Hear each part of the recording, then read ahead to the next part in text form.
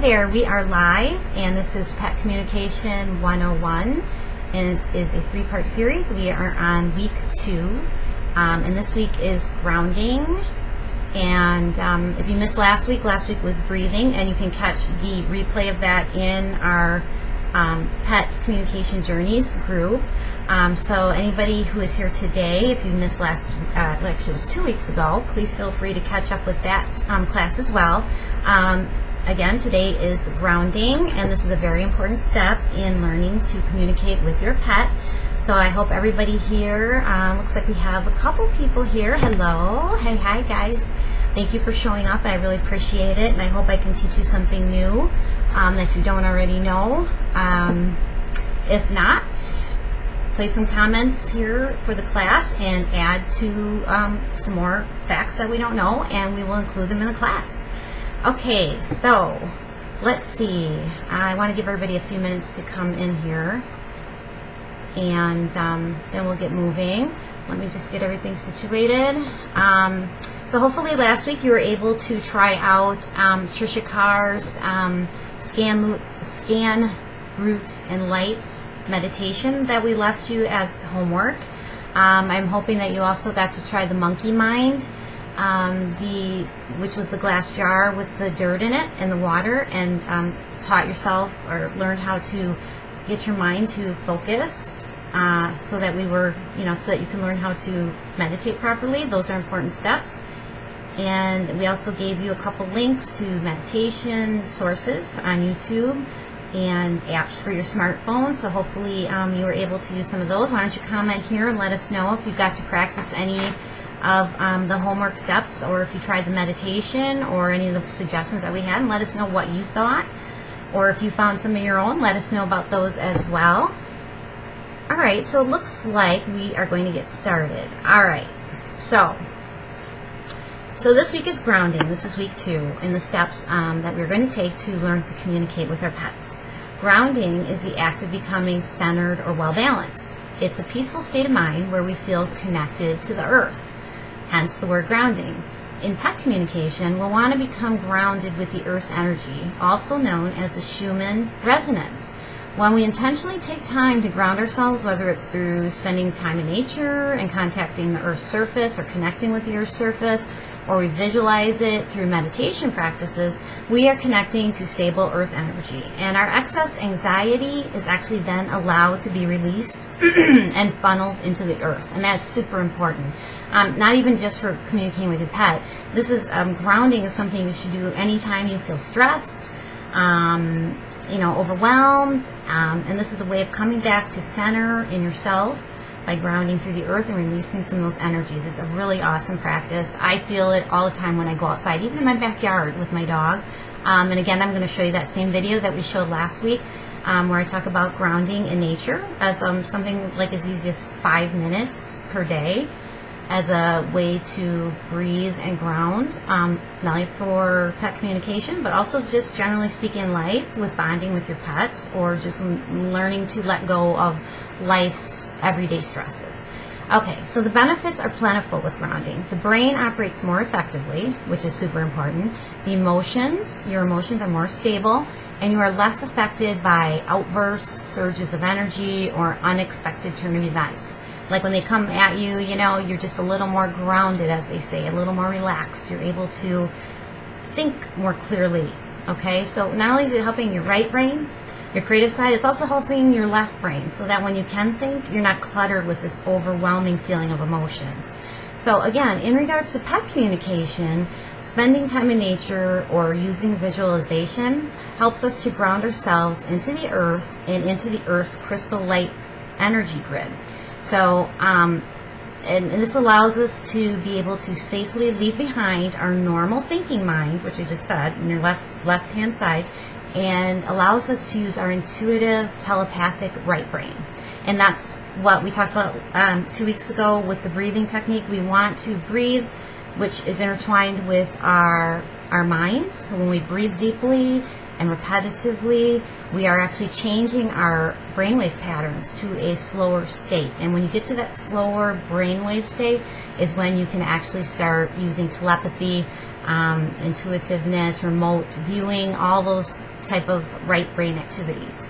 So anyway, I view the grounding process in two ways. The physical grounding benefits and the visualization grounding benefits. Both are equally important. And when it comes to connecting and bonding with your pets and are needed to enhance your relationship and your ability, I said that wrong. Sorry about that. All right, start over. So these are important when it comes to connecting and bonding with your pets, and are both in either one, visualization or in physical grounding, are needed to enhance your relationship and your ability to use telepathy or to communicate. So an important point about grounding for anyone using clairvoyance, such as telepathy, empaths, intuition, you are connecting with spirit or another being's spirit, in this case of your pet's, spirit, their energy. So learning to ground your energy will help you avoid taking on another's negative energy as you heal others, okay? Or even if your dog even could have negative energy. So when you're grounded and centered, it kind of puts up a barrier so you're not taking on other people's negative energies, especially when you're connecting with them, okay? You'll hear about that a lot if you're an intuitive or an empath. You don't want to hold on to the animal or the human's energy, because sometimes it can be sadness or anxiety that they're feeling, depending on the situation. And you probably have enough of your own, so you want to be able to release this energy after you're done connecting with the pet or the human. And this is done through staying grounded with the earth and then allowing a release of this energy back into the earth or the universe to be recycled. And that can be done through visualization when you're done communicating with your pet. And we'll talk about that later when we get to meditation. All right, so when we use our chakras to connect with our pets, which we did talk a little bit about last week, and there's 7 of them. Our dogs, I don't believe all animals, but I know dogs have like a 7th one, an 8th one, but we're going to deal with our basic 7. Okay, so when we use our chakras to connect with our pet, mainly our heart, our third eye, and our crown chakra, where we take in a lot of that energy, we use them to see, feel, and to know, okay? And that's kind of like, intuitively. So keep in mind that it's important then to balance out our lower body chakras, which are the root and the sacral chakras on the lower half of your body.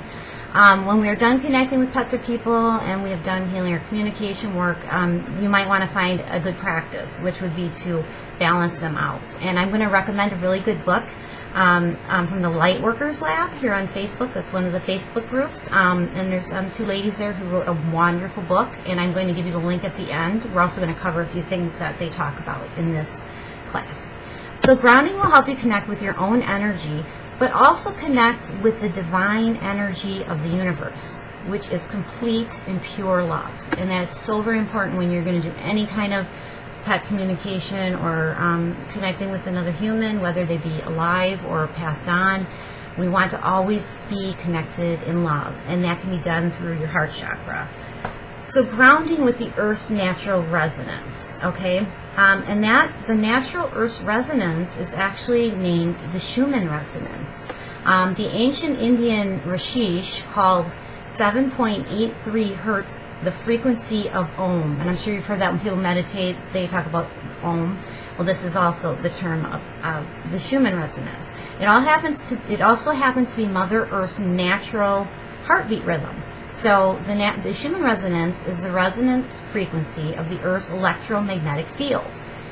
It's also known to be the foundation to human consciousness. What a coincidence. The Earth's resonance of the 7.83 happens to be our natural foundation to our human consciousness.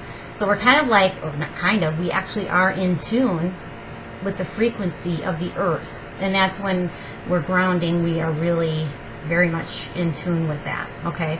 So the frequency is in tune with the human brain alpha and theta states, which I did cover last week. Those are the different brainwave states that we can have. And that is around 7.83 hertz, okay? This state is a very relaxed, yet dreamy, sort of neutral, idling state, where you're kind of waiting for something to happen. And it's not, again, that higher state of mind, I believe I called it the gamma state, I don't have that in front of me, And that's that state where, the gamma state, where you're always thinking. You have your left brain going, you're thinking, and you're like really moving, and you're really alert. And this can lead to, that state of mind's fine in certain situations, but you're using that frame of mind when you're playing video games, cell phone apps, messaging. It leads to stress, hyperactivity, insomnia, racing mind, and obsessive thoughts. So we lose our free will when we are in the gamma brainwave state, by the way, which is the higher thinking, is not the higher thinking state of mind. And when we're in that frame of mind, we're always thinking and active. So we don't want to be there. We want to be in the natural resonance, the Schumann resonance of the Earth at 7.83 hertz, which is a very relaxed state in the alpha and theta states. So when we do this, we need to ground. So it's so important to ground and get in tune with the natural resonance, the frequency, the electromagnetic energy of the Earth. So we find solutions to our problems. We find our most creative ideas when we are in this meditative state, when we're in the slower brainwave state, the theta state, which is so important also to our mental health. So when we slow down and we listen, we hear our true intuition and our hearts, this is where we want to be. So we can self-reflect and usually come up with, like I said, our best ideas in this calm, dreamy state.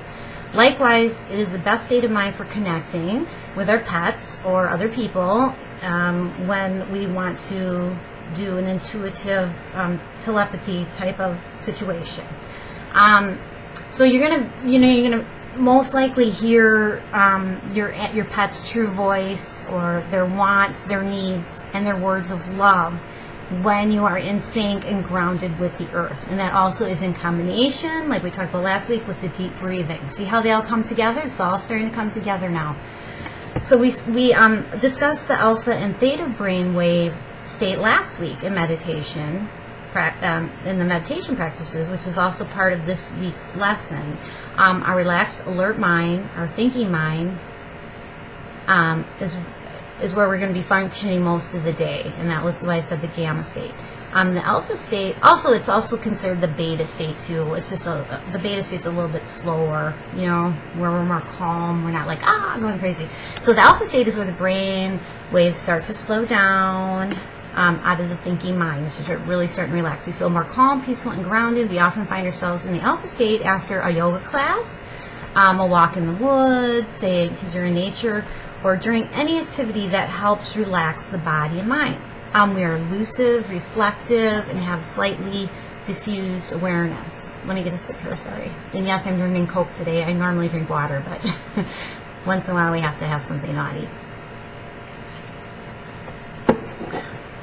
Okay, so, and again, a simple meditation is used when your brain waves are in a relaxed, normal state, the beta or alpha waves, brainwaves, and we're going to take them to the theta state. And this is done by focusing on the breath. The breath and the mind work in tandem, like I just said, and I'm going to repeat it again. So as breath begins to lengthen, which I said last week, inhaling deeply, the brain waves actually begin to slow down to the theta state. So if we were to sit here now and do 5 minutes of deep breathing, we'd all kind of be like more relaxed and feeling good, and we would take it to that theta state, and we'd be preparing then to connect with our pets and in that frame of mind. So animals are naturally grounded, getting back to the grounded part because this is all connected here. Animals are naturally grounded, but tend to disconnect from Earth's balanced energy by spending too much time in our human environments. Totally makes sense, just like us. The Earth's vibration literally restores health and harmony. If your own behaviors become erratic or your thoughts are scattered, it's likely that you're not grounded, and neither is your pet. So if your animal's acting overly aggressive, hyperactive, nervous, or having an accident, or maybe even accident prone lately, he or she is probably in need of grounding along with you. So one really good way, like I always say, is walking in nature, even just taking a walk, and it doesn't have to be anything major. It could be, around your neighborhood.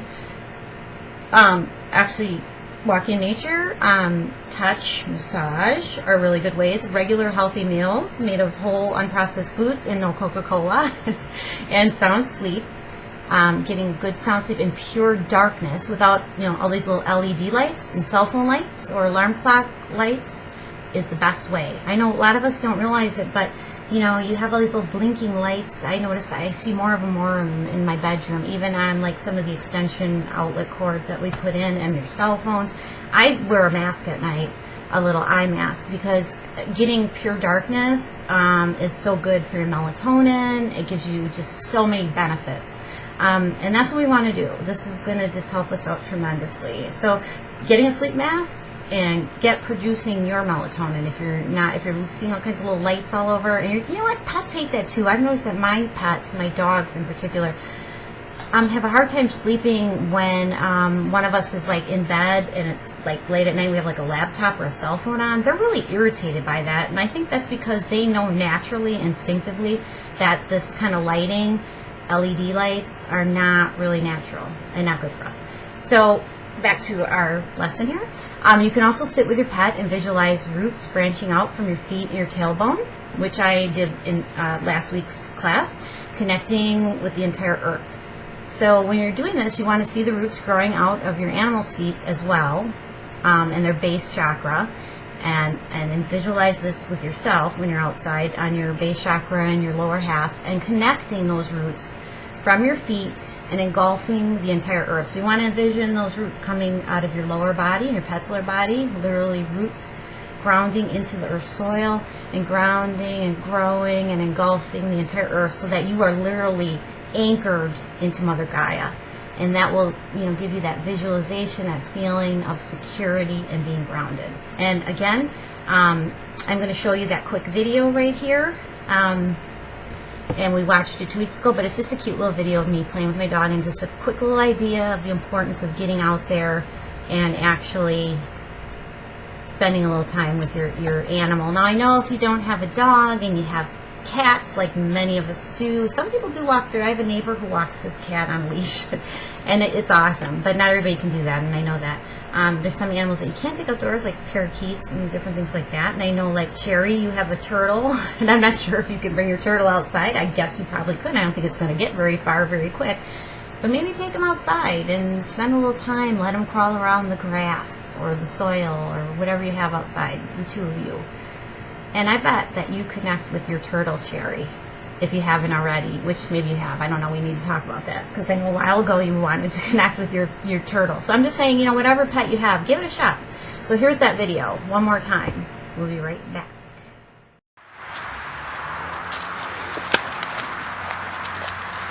Today we are going to teach you 2 very easy steps to take to start doing some communication with your pet. The first one is to take just a couple minutes each day, if you can, and pick a spot in your yard and literally breathe and ground with your pet. I chose this part of my yard because my dog tends to go by this big old tree, basically because he loves sticks, and there's plenty of them over in this corner. So I chose over here, and he pretty much gravitated over here to me. So we're going to ground, where we're literally going to sit in the grass with our pet for a couple minutes. The reason we're doing this is because most of our shoes have rubber on the bottom, which I feel interferes with the tuning and frequency of the resonance, the natural Schumann resonance of the earth. So if you just put your butt down on the grass, not concrete, cement or anything like that, literally get your butt on the grass, and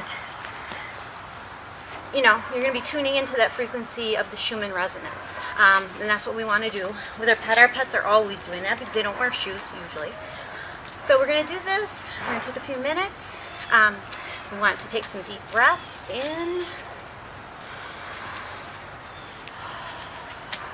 Close your eyes if you can. You want to just take in the sounds of nature, clear our cluttery minds from all the clutter and thoughts and crap that went on in the day, or if it's the middle of your day, or if it's your morning, you can do this in the morning, or you can do it after work.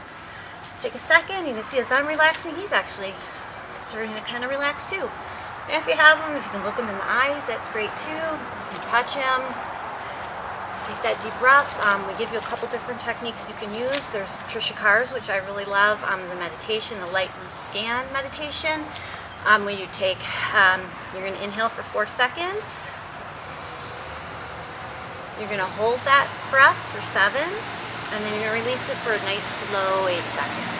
You're going to want to do that 3 times. The other technique you can do is inhaling for 5 seconds, holding it for 5 seconds, and then releasing it for 5 seconds. You're going to do it 5 times. Whatever you want to do. And if you don't have time to do either one, just at least close your eyes, take a couple deep breaths, ground. When you're grounding, and you can do this while you're breathing, you want to envision that you have roots growing from your tailbone and your bottom and your feet while you're sitting here in the grass. You can also envision your pet with those roots as well. Those roots are going to literally envision them growing from you into the grass, into the ground, and anchoring into Mother Gaia. This technique is done when people meditate, and it's done so that you feel that you are grounding and you're centered. And you want to do this while you're breathing if you can. So you want to combine the breathing with the grounding techniques. And if you have your dog next to you, that's even better, even if it's just for part of the time. While you're breathing and touching him, then that's perfect. And then from there, start your day. So those are your 2 techniques. Try them out, and I want you to try to do it every day. And again, watch that rubber on your shoes, because it's not really going to be a true grounding technique to me with your rubber on your shoes. So if you can get out here and really just, you'll feel the difference really if you sit in the grass versus standing in your yard. I just feel a lot more in tune with the natural vibration of the earth, or maybe even just more of a relaxed feeling. You're really going to feel the difference, and I think all of us need that every day, because there's so many different frequencies in the air. I mean, you're getting it from your Wi-Fi, you're getting it from your cell phones. There's so many different things going on, and God knows what else you're getting these frequencies from. So just kind of getting back in touch with the natural frequency of the earth, and doing that with your dog, it's so special. And those are the first 2 steps you want to take: the breathing and the grounding and bonding with your dog. So actually it's 3 steps. Those are what you're going to want to do to open the way for pet communication to take place. So this is our first step. Stay tuned, because we are going to show you how to proceed to actually facilitating and creating those images, so that you 2 are going to bond, and you're going to be able to literally hear those images. And yes, we all can do it. We all can do it. So stay tuned. Thank you very much. Okay, so we watched the video, and we don't need to rehash that again. So back to the grounding part of the class here. So grounding visualization techniques will cleanse and balance your energy. It can also open you up to receiving messages from your pet. This leads us to step 3 for next week, which is going to be the meditation part and actually trying to connect with your pet. Here's a technique that I wanted to share with you from the book that was talking about, The Light Worker's Guide to Grounding Energy. And one of the authors, Terry Robnett, she wrote this part in the book, and I thought I would share it with you. I thought it was really cool, and it is also part of the typical meditation meditation session, or whatever you want to use before you actually connect with a pet or another human. It is part of Trisha Carr's Scan Root Light meditation, MP3 that I gave you. So when you're also, so this is the combination. You're going to deep breathe. You're going to do a technique for deep breathing. You're going to envision, or actually literally be outside, and you're going to ground. Do both if you can. And then also you want to envision a column of light. Okay, the column of light also is important. You're going to envision this column of light coming from a higher power of the universe. It's a brilliant white light. You want to envision that, or from the sun. It can come from the sun as well. This light is going to pretty much scan your body, but it's going to come through your crown chakra, and think of it, cleansing and energizing your third eye, your throat chakra, your heart. Of course, that one's super important. Your solar plexus, your sacral, and your root chakras, and then coming out your feet, and then running that light into the ground, into Mother Gaia. Okay, so these are the techniques we're going to focus on. Okay, so the column of light technique by Terry Robnett. This is what Terry says. Through one's evolutionary journey, it is a given that you grow and change and elevate in all aspects of your life, right? Grounding is just one of those many aspects, yet it is something we tend to dismiss early on. I have learned over the decades through my growth and elevation that grounding can occur naturally in a gamut of ways. I've also discovered that what works for one does not necessarily work for another. In case you hadn't noticed, there is no one size fits all. The most recent and very successful way I have learned is through what I call the column of light. Knowing that I am a channel through which divine love, light, and healing flows, I use a column of light as a way to achieve ongoing and successful grounding. How this works is that I see myself within, and surrounded by a very bright light, almost a blinding column of light that comes from the infinite universe. If you're a visual person, I guess you could equate it to being ground level inside an elevator shaft with massive floodlights shining in it. Okay, so anyway, while in this column of light, I say out loud, or using my inside voice, I am open to be one with the divine light. I am honored to be a channel through which divine light flows to and through me. As I visualize this event in my mind's eye, I can see very clearly how and when I become one and connected, grounded. I then set the intention to remain continuously grounded within the white light, staying connected just like you would plug something into an electrical outlet in your wall. It is at that point I can see a halo that expands from the core of my being expressly infinitely outwards, now acting as a natural protection barrier. Hence, no more protection bubble needed. Yes, this modality, column of light, covers many things to include grounding, protection, healing, rejuvenation, love, bliss, and so much more. So get grounded. So that was what Terry has to say. I love that. I thought that was a perfect way of explaining the column of light and how it integrates with grounding. So here's a few more pointers on creating your own grounding tools. You can do this. Besides just, meditating or breathing, there's a whole bunch of things you can do that can, be kind of like a symbol for you to get you in that grounding frame of mind. So these can be from music to images to objects to animal totems, talismans, feelings, chants, affirmations, jewelry made of like copper or nickel and brass, because those kind of metals are very grounding. Think of like how electrical works. Himalayan salt lamps, some of the better ones, not the real cheap ones. You have to kind of get a really nice big one. And even, yes, crystals such as labradorite, black obsidian, and I have red jasper here. This one's a really great grounding crystal. Smoky quartz is another nice one. And then I even have a Unikite jasper. This one's really good. A lot of the redder brown stones are really good for grounding. And then I also like selenite. These are selenite, and these are good for grounding too. You can have them near you. You can have them in your pockets. Like I said, sometimes people wear them as jewelry. You can have like a, one on your, on your pendant. Put it in your pocket, whatever works. Sometimes I carry crystals around when I am having a bad day, or I want to have a little more luck or a little more protection. These are things you can do. I'm trying to think of anything else here.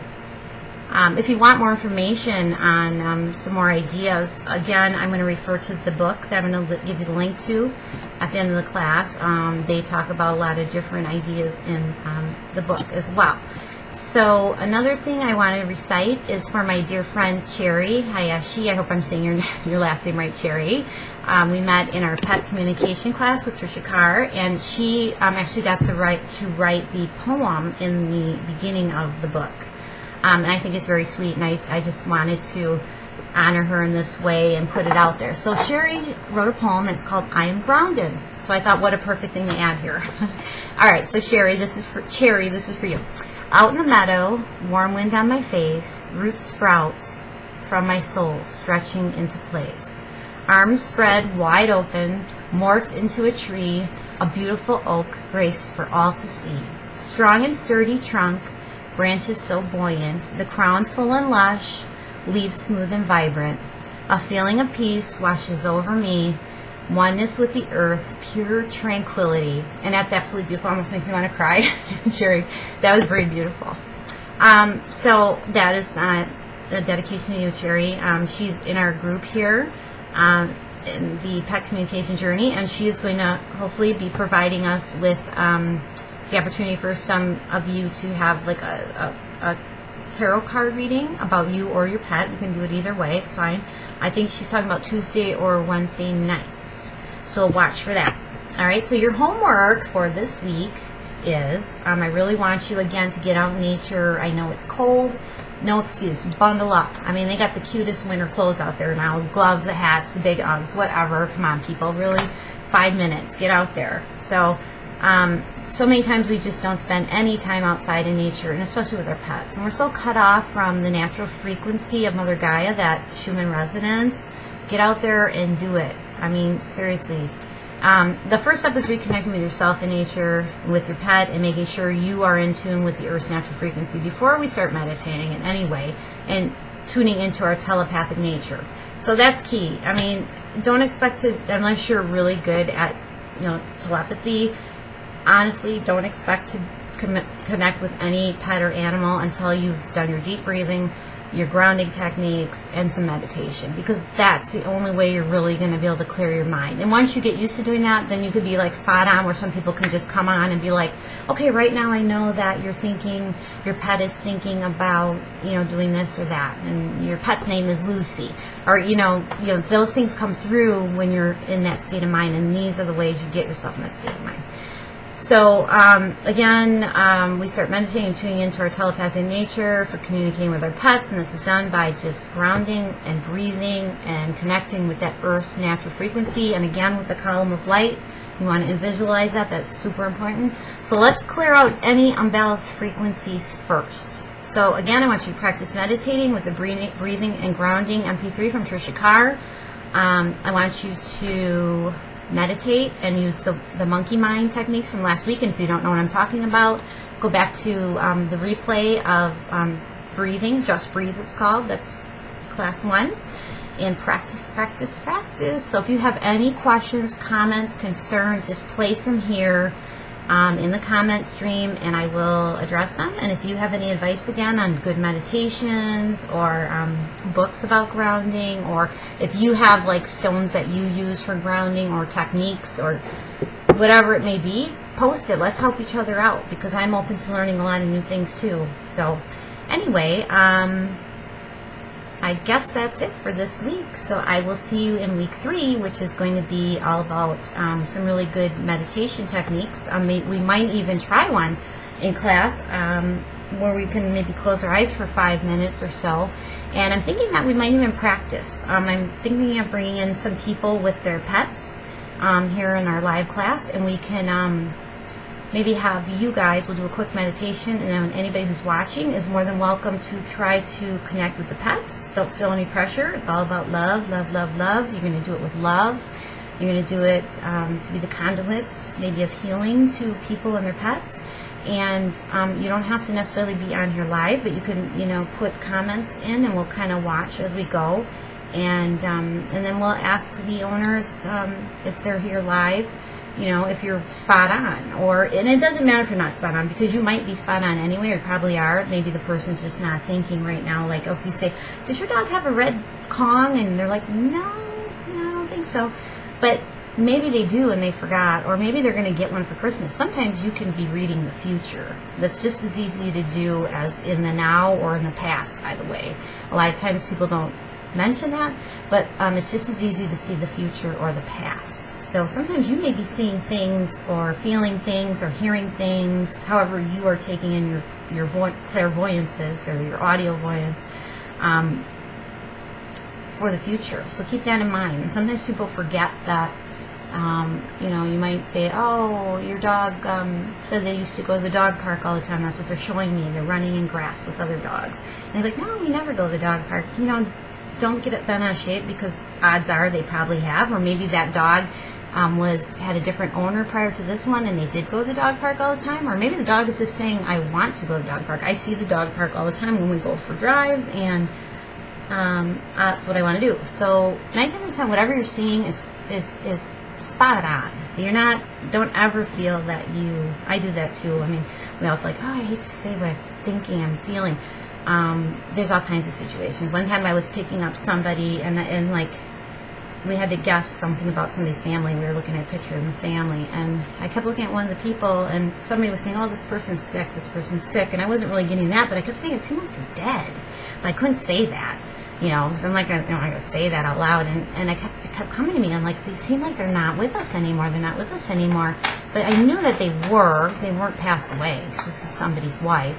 And at the end, I found out that it was actually this person's brother who had recently passed away, and they were like super close.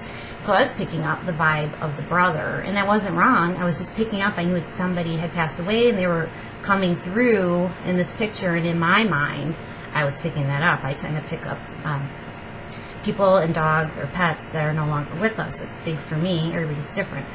But anyway, so that's just one thing I'm thinking of. All right, so loves, hugs, and kisses to everybody, and I will see you next week. Thank you so much for joining me. If I can help anybody in any way or just provide you with some good content here, please come back again for next week, and we'll do something fun with maybe actually connecting with pets, and plan to meditate too. So actually it'll be in 2 weeks, not next week. I'm doing these every 2 weeks. So I will see you then. Bye-bye.